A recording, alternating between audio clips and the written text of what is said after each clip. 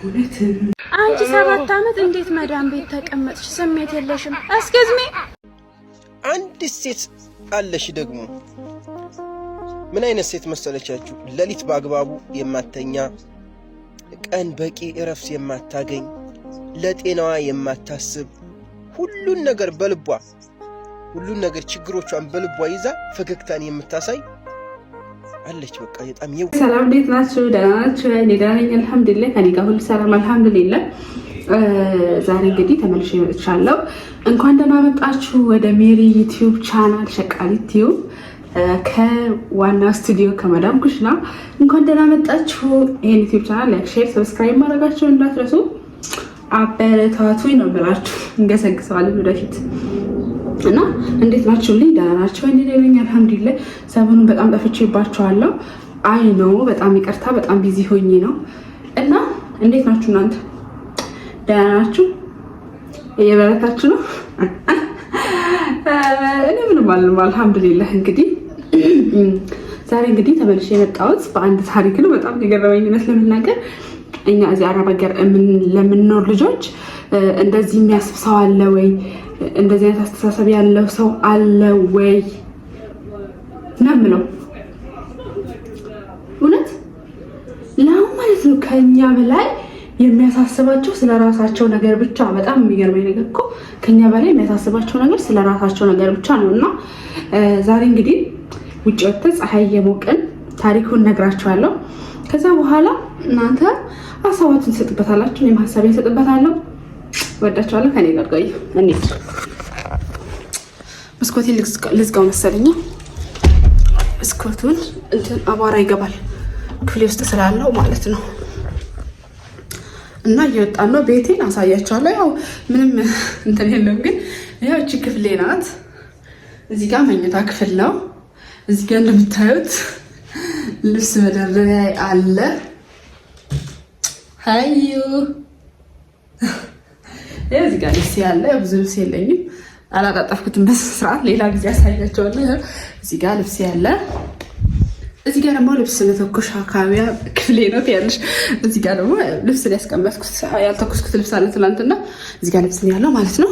ከዛ በተረፈ በቃ እዚህ ጋር ለብሼ በሁለተኛው ቀን የምለብሰው ልብስ ሰቅያለሁ ማለት ነው መስኮት ላይ። እንግዲህ የዚህ ሀገር ባህል ነው፣ ምንም ማድረግ አልችልም። እና እንድና ፀሐይ የሞቀን ታሪኩን ነግራቸዋለሁ። ከዛ በኋላ ደግሞ ግቢ እንጠርጋለን ማለት ነው። ያው ግቢ እዛ ጋር ቤታቸው ምናምን ሲቀር ሰዎቹ ስለማይወዱ ብሎ ምናምን ራሱ እሰራላቸዋለሁ እያልኩ አይወዱም ሰዎቹ ምናምን።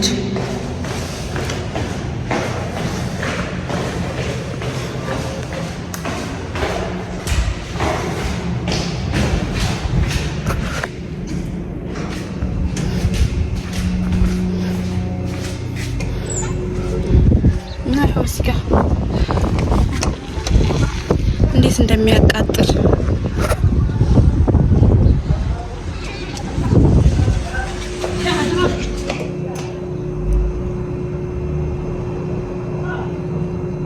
ሰዎቹ እንዳያዩ ብዬ ነው ነገራችን ላይ ይህ ስለሆነ በበቂ ነው።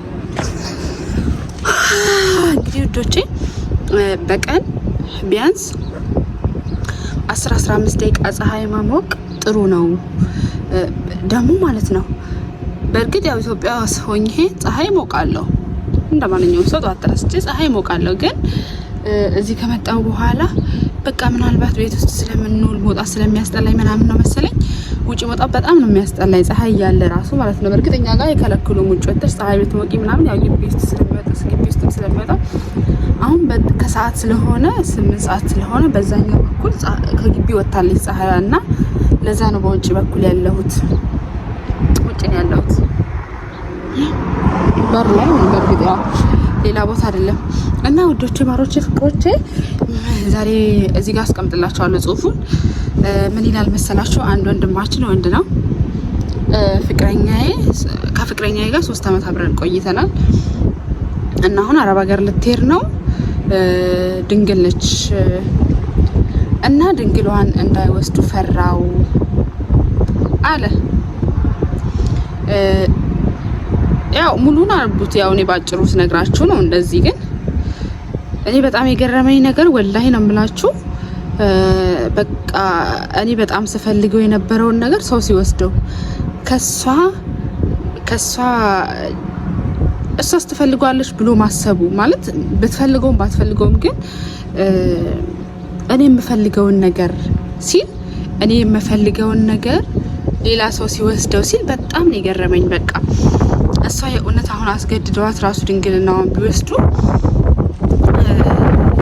ከሷ ድንግልናዋን መውሰድ ከሷ ዲፕሬሽን፣ ጭንቀት ምናምን ከእሷ ላይ ከሚፈጠረው ነገር ይልቅ እሱ ድንግልና ነው የመውሰድ ያለ መውሰዱ ነገር ነው በጣም ያሳዘነው ማለት ነው። ወላሂ ነው የምላችሁ በጣም ነው የገረመኝ። እንዴት ግንኙነት እናድርግ ስላት እምቢ አለች። ሄጄ ስመለስ ማለት ያው ሄዳ ስትመለስ ሲጋቡ በስነ ስርዓቱ ብራምፓር ሰበርሎት እንዲባል እሷ አልፈለገችም እና እሱ ግን እኔ የምፈልገውን ነገር ከሚስቴ ማግኘት የምፈልገውን ነገር ሌላም ሰው እንዳይወስደው ፈራው። አይገርማችሁ? ታዲያ ለምን እንደዛ እንደ አረብ ሀገር ሲመጣ እንደዛ አይነት ነገር ብቻ ነው ያለው ብሎ ካሰበ ለምን አረብ ሀገር ይልካታል? ለምን ይልካታል? ለምን እዛው ሰርቶ ድንጋይ ተሸክሞ ምንም ጥሮ ግሮ ለምን አይሆንም?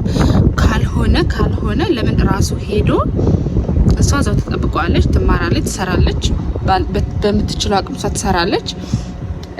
ግን ለምን እሱ ወጥቶ ሰርቶ አምጥቶ አግብቶ በስነ ስርዓቱ የሚሆነው ነገር አይሆንም? እሱ ያሳሰበው የእሷ ድንግልና እዛ ሀገር ሄዳ ድንግልና ጠፍቶ እንዳይመጣ ነው። ሌላ ነገር ምንም አይደለም እኮ።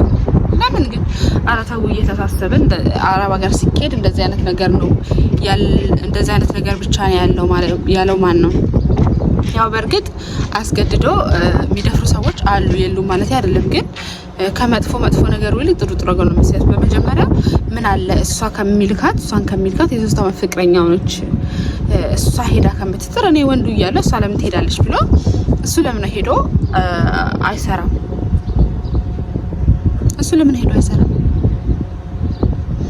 ከዛ በተረፈ ደግሞ እሷ ላይ ከሚፈጠረው ጫና ይልቅ እሷ ከምትሆነው እሷ ላይ ከሚመጣው ጭንቀት፣ ድብርት ይልቅ እሱ ያንን ድንግልናውን ማጣቱ ያለማግኘቱ አሳሰበው። ወላሂ በጣም ነው የገረመኝ። እኔ ፍቅረኛዋ ሆኖ እንደዚህ ራስ ወዳድ መሆኑ ራሱ በጣም ነው የገረመኝ። በቃ በዚህ ጊዜ ላይ ለሴት ልጅ ማሰብ ቀረ ለራስ እንጂ ወንድ ልጅ ራሱ ለራሱ እንጂ ለሴት ልጅ ማሰብ ቀረና በጣም ነው የሚያሳዝነው። እና ወንዶቼ እናንተም ሀሳባችሁን ኮሜንት ላይ አስቀምጡለት። እንግዲህ ምን እንደምትሉት እጠብቃለሁ። ሀሳባችሁን ኮሜንት ላይ አስቀምጡት፣ ያነባዋል ማለት ነው ገብቶ። እና ወንዶቼ ፀሐይ ሙቁ፣ ወጣችሁ ፀሐይ ሙቁ። እረፍት ካላችሁ ምናምን ግቢያችሁ ውስጥ ፀሐይ የሚወጣ ከሆነ ውጪም እንደኔ የሚፈቀድላችሁ ከሆነ ውጡና ፀሐይ ሙቁ እላችኋለሁ። ወንዶቼ፣ ማሮቼ፣ ፍቅሮቼ ይሄን ዩቲዩብ ቻናል ላይክ፣ ሼር፣ ሰብስክራይብ ማድረጋችሁን እንዳትረሱ። ሀሳባችሁን ደግሞ ኮሜንት ላይ